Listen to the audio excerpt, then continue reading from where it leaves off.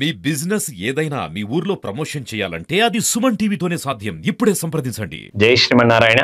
ఈ కార్తీక మాసంలో మనం చేయవలసినటువంటి గొప్ప విశేషమైనటువంటి కార్యక్రమాలు కార్తీక కృత్యములు అంటారు. అయితే కార్తీక మాసంలో దీపారాధన ఒకటే కాక మనకు ఇంకా గొప్ప విశేషమైనటువంటి కార్యక్రమాలు కూడా ఉన్నాయి.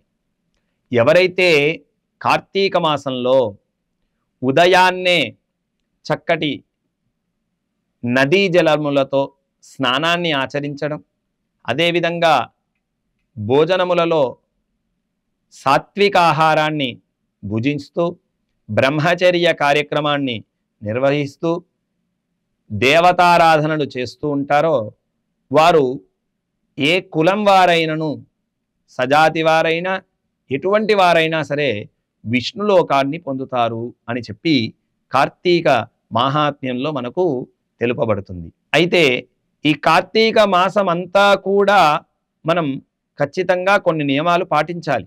సాత్వికాహార భోజనం, బ్రహ్మచర్యం, నదీ స్నానములు. ఒకవేళ మనకు ఉన్నటువంటి ఆరోగ్యరీత్యా ఇవన్నీ మనకు వీలు కాని పక్షమున కనీసం ఉత్థాన ఏకాదశి అంటారు. అంటే మహావిష్ణువు ఆషాఢ శుద్ధ ఏకాదశి రోజు శయన ఏకాదశి, ఆ రోజు యోగ నిద్రలోకి వెళతారు స్వామి. అలా యోగ నిద్రలోకి వెళ్ళినటువంటి మహావిష్ణువుల వారు మళ్ళీ కార్తీక మాస శుద్ధ ఏకాదశి రోజు ఉత్థాన ఏకాదశి స్వామి నిద్రలేస్తారు.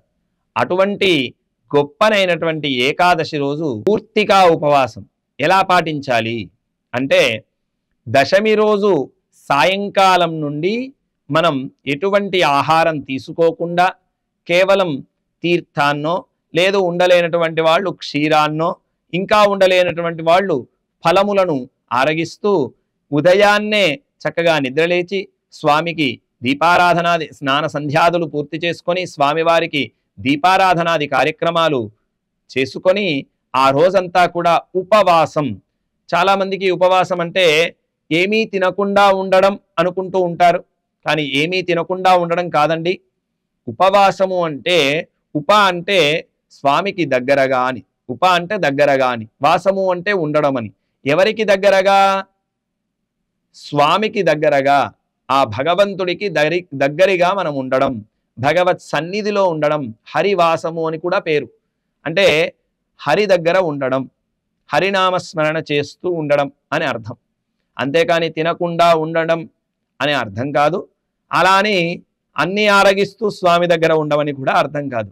చక్కగా ఏమీ ఆరగించకుండా స్వామి నామముతోటే ఆ రోజంతా కూడా మన దేహాన్ని చక్కగా నింపుకోవడం.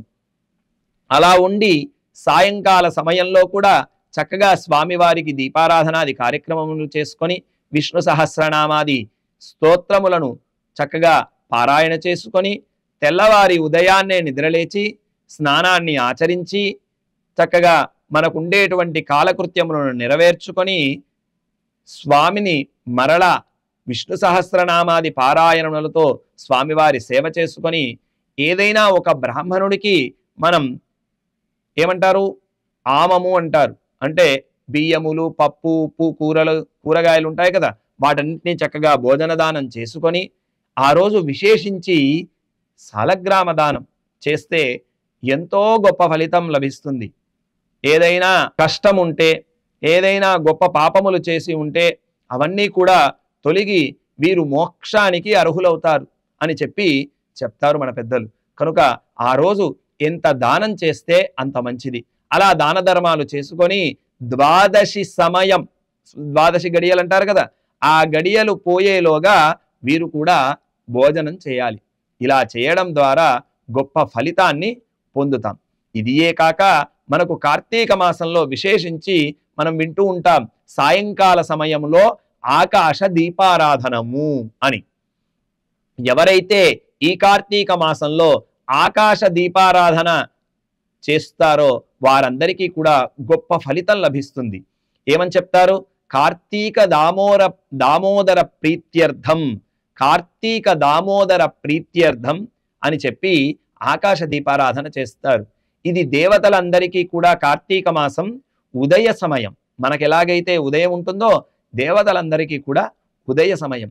కనుక కార్తీక మాసంలో ఆ దేవతలందరికీ కూడా ఆరాధన చేస్తున్నట్లుగా చక్కగా విష్ణు ఆలయములలో కానివ్వండి, శివ ఆలయములలో కానివ్వండి, హరిహరాదుల ఆలయాల్లో ఏ ఆలయంలో అయినా సరే మనకు ఆకాశ దీపారాధనను చాలా ప్రాముఖ్యంగా చేస్తూ ఉంటారు, చాలా గొప్పగా నిర్వహిస్తూ ఉంటారు.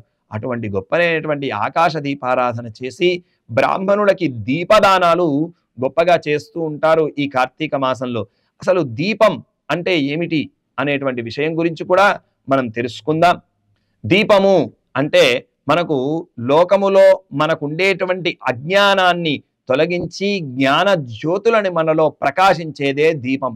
కనుక దీపదానాలు చేస్తూ అయ్యా స్వామి మానో ఉండేటువంటి అజ్ఞానాన్ని తొలగించి మాకు జ్ఞానాన్ని ప్రసాదించవయ్యా అని చెప్పి మనం దీపదానాలు చేస్తూ ఉంటాం. అది ఈ కార్తీక మాసంలో ఉండేటువంటి గొప్పనైనటువంటి కృత్యములు, మనం చేయవలసినటువంటి కర్మములు అని చెప్పి చెబుతూ ఉన్నాం. జై శ్రీమన్నారాయణ.